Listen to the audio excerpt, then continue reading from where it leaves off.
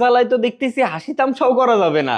2 দিন আগে আমি একটা ভিডিও বানাইছিলাম যে আমাদের দেখা দেখি পাকিস্তানও যদি এবারের বিশ্বকাপ বয়কট করেই দেয়, তাহলে পাকিস্তানের পরিবর্তে আমরা আবারও বিশ্বকাপ খেলতে রাজি হয়ে যাব। তাহলে আমাদের ম্যাচগুলো সব শ্রীলঙ্কায় পড়বে, আমাদেরকে আর ভারতেও যাইতে হবে না, আমাদেরকে আর বিশ্বকাপ বয়কটও করতে হবে না। বাট এই ভিডিওটা আমি বানাইছিলাম স্রেফ মজা কইরা।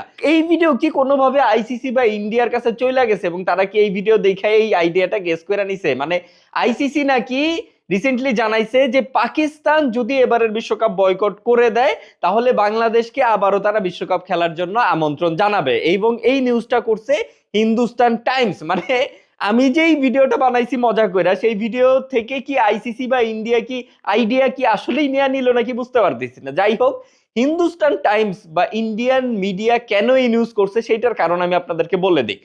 মূলত বাংলাদেশ এবারের বিশ্বকাপ বয়কট করার পরে ইন্ডিয়া কিন্তু মোটামুটি ভালো একটা প্যারা খেয়ে গেছে এবং আইসিসি একটা ভালো প্যারা খেয়ে গেছে।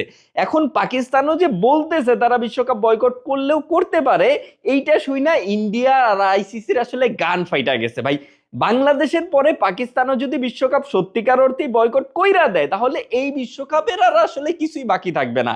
মানে আইসিসির কর্মকাণ্ড এবং আইসিসির সবকিছু নিয়ে তখন বাদবাকি দেশও অনেক বেশি কঠিন হয়ে যাবে এবং আইসিসি অনেক বেশি প্রশ্নবিদ্ধ হয়ে যাবে। আইসিসি এবং ইন্ডিয়া সবাই অনেক বেশি প্রশ্নবিদ্ধ হয়ে যাবে এবং এই কারণে আইসিসি এবং ইন্ডিয়ার আসলে অলরেডি গান ফাইটা গেছে যে বাংলাদেশও বিশ্বকাপ বয়কট করছে, এখন যদি পাকিস্তানও বয়কট কইরা ফেলে তাহলে তো আমাদের শেষ। এই জন্য তারা পাকিস্তানকে অ্যাওয়ার করার জন্য বা পাকিস্তানকে ভয় দেখানোর জন্য তাদের নিউজ মিডিয়া থেকে তাদের মিডিয়া থেকে এইটা প্রচার করা শুরু করছে যে বাংলাদেশকে নাকি আইসিসি এখন স্ট্যান্ড বাই রাইখা দিছে, পাকিস্তান যদি এবারের বিশ্বকাপ বয়কট করে দেয় তাহলে বাংলাদেশকে সেই জায়গায় সুযোগ দেয়া দিবে। মানে ইন্ডিয়ান নিউজ মূলত এটা চাচ্ছে যে পাকিস্তান এই ধরনের নিউজ দেখুক যে আইসিসি এই ধরনের চিন্তা ভাবনা করতেছে যাতে পাকিস্তান এবারের বিশ্বকাপ বয়কট না করে। বাট পাকিস্তানরে আমরা বলতে চাই যে ভাই পাকিস্তান, তোমাদের আসলে ভয় পাওয়ার কিছু নাই।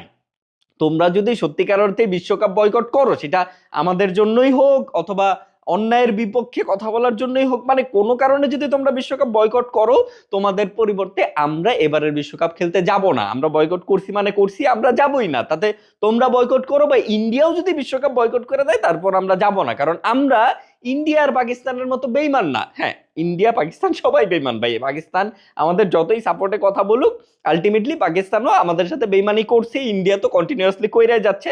বাট আমরা ইন্ডিয়া এবং পাকিস্তানের মতো বেইমান না। সো আমরা আসলে পাকিস্তান যদি সত্যিকার অর্থে বিশ্বকাপ বয়কট করে, তারপরও আমরা পাকিস্তানের জায়গায় বিশ্বকাপ খেলতে যাব না। তো পাকিস্তানের ভয় পাওয়ার কিছু নাই। তোমাদের বয়কট করতে মন চাইলে তোমরা কইরা দিতে পারো, না মন চাইলে নাই, তোমরা বিশ্বকাপ খেলে আসো। আর ইন্ডিয়াকে বলবো যে ভাই, তোমাদের যে গান ফাইটা গেছে সেটা তোমাদের এই ধরনের নিউজ দেখলেই বোঝা যাচ্ছে। মানে পাকিস্তানকে ভয় দেখানোর জন্য এরা এখনো আবারও সেই সব ফেক নিউজ, ফেক প্রোপাগান্ডা আসলে